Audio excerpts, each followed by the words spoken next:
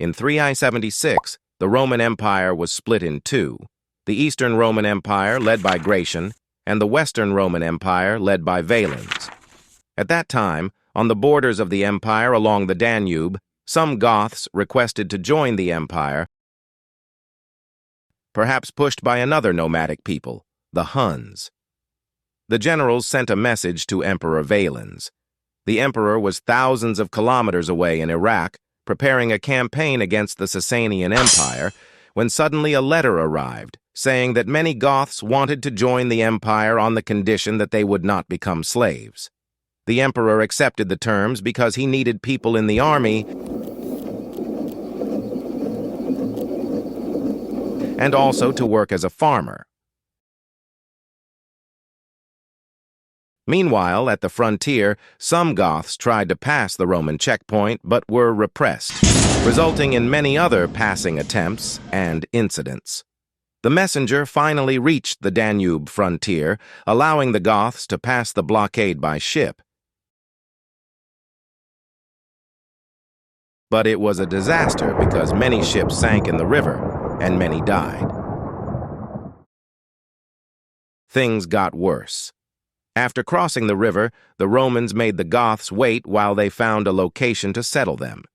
They were in a horrible situation, suffering from thirst, starvation, and various diseases. Casualties became more frequent. The Goths decided to rebel. They drew their swords, which should have been seized by the Romans. The Goths raided the nearby countryside, led by Fritigern. The news reached the emperor, who sent 2 generals to stop the Goths. But they were outnumbered and defeated at the Battle of Salaces. Other attempts were made by the Romans, but none succeeded. Suddenly, another group of barbarians, the Alans, joined the Goths. The emperor decided to march against the enemy himself without waiting for his colleague Gratian, who was on his way to help.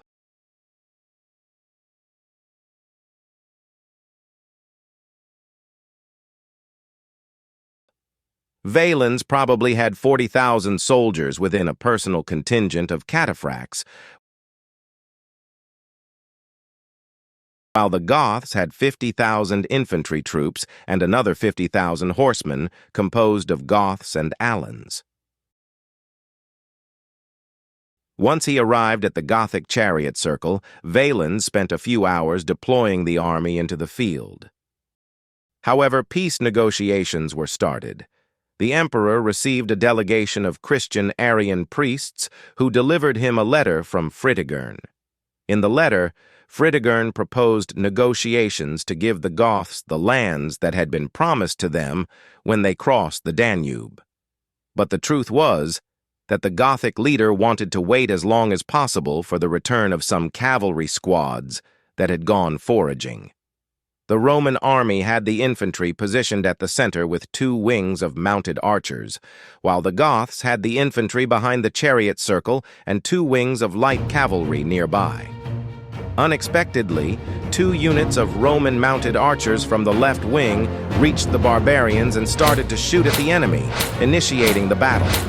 The Alan light cavalry chased these units and crushed them, so Valens sent his cataphracts, the heavy cavalry, who pushed back the enemy cavalry until the Romans met the Gothic infantry. Meanwhile, the Roman left wing didn't follow the infantry advance. Certainly the Romans were outflanked by the Goths' right wing. They were outnumbered, and they were massacred by the enemy. The Roman left wing joined the battle but was defeated, and the troops started fleeing, emboldened by fear. The emperor died. He was hit by an arrow after the battle. With him, 2 comites, 3 deuces, and 35 tribunes also fell, and about 30,000 soldiers lost their lives, 2/3 of the entire army.